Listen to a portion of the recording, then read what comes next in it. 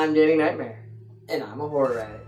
And there's a little show I recently marathoned on Netflix called Crazyhead I just want to tell you about. I highly enjoyed it, and if you have Netflix, I suggest you check it out as well. I don't know if Netflix made it, but it seems like it's exclusively on there, at least here in America. Maybe in England it's on a channel, but as far as I know, it's exclusively to Netflix. It's kind of like Ash vs. Evil Dead, but with a Shaun of the Dead type of personality to it.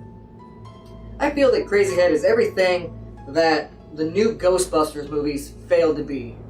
Not that we needed a new Ghostbusters reboot, we didn't. But since we had to get one, I think it would have been a lot better if it was more like Crazyhead. The performances by Cara Theobald and Susan Wakama are tremendous. They have a great chemistry together. It's kind of like a Simon Pegg and Nick Frost vibe, and I'm totally digging it. And this show's big evil prick, as the show so bluntly puts it, is played by Tony Curran, and he did an amazing job. It's you. You're the big evil prick. I am a big evil prick. Now, without trying to spoil too much, let me tell you a little bit of what it's about. Kara plays a girl named Amy, who's kind of a loser and works at a bowling alley with her pervy, dorky neighbor, Jake. And not much is going on for her until she kind of becomes a medium, but not with ghosts so much that she just starts seeing people for their true demonic form. Almost as if she's Bill Paxton from Frailty. But she doesn't have to, touch them to see it. Now, as you would expect, this turns her little humdrum life all the way upside down. There's demons out there, and if she can see them, she's a threat to them, they're gonna want to kill her. Why are you doing this? You're a seer. I don't even know what that is. Oh, that sucks. But I'm going to kill you anyway. Thankfully, she runs into Susan's character, Raquel, who notices that she sees these things too. There's a lot going on with Raquel. I would love to go into it, but I don't want to give this away. I want you to watch this show. Let's just say they can both see the demons. Raquel kind of knows how to exorcise them, and a few inside hints. It's really going to help Amy throughout this show.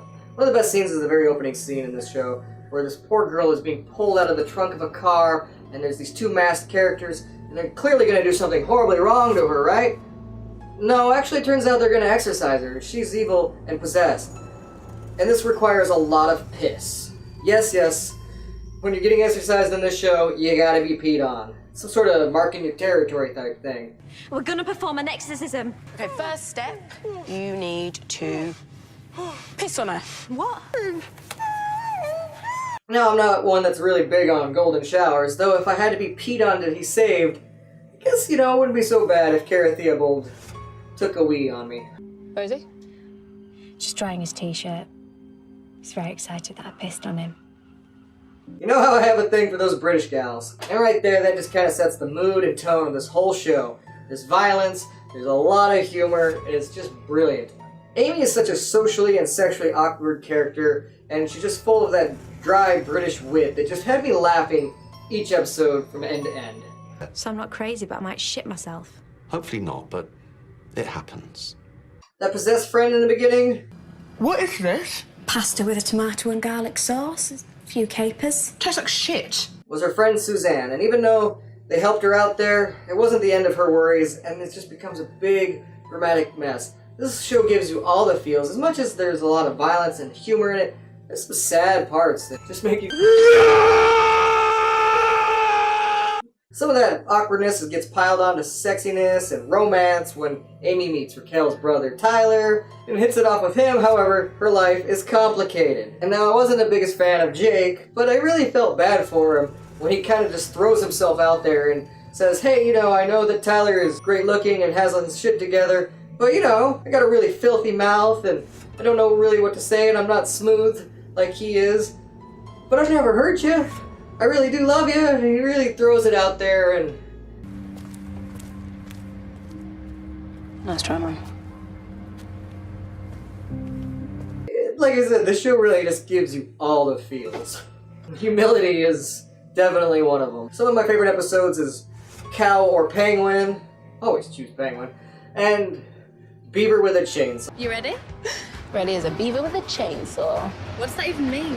Which is the season finale, and it didn't disappoint, leaving a cliffhanger for a season 2, and I've heard nothing but good reception for this, so I believe there's definitely going to be a season 2. There better be. Where's my friend? I don't know. Where is she? Where is she? Mom.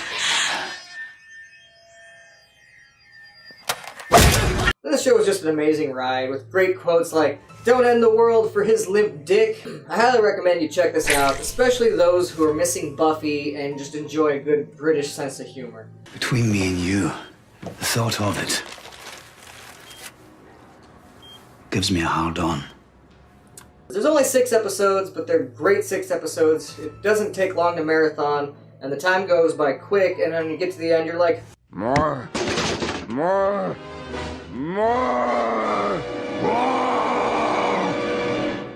cut!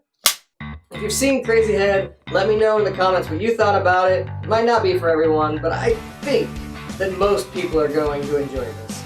Don't forget to hack that thumbs up button and subscribe by ringing that little bell so you get all the notifications for all things horror here at the Horror Addicts. Thanks for watching.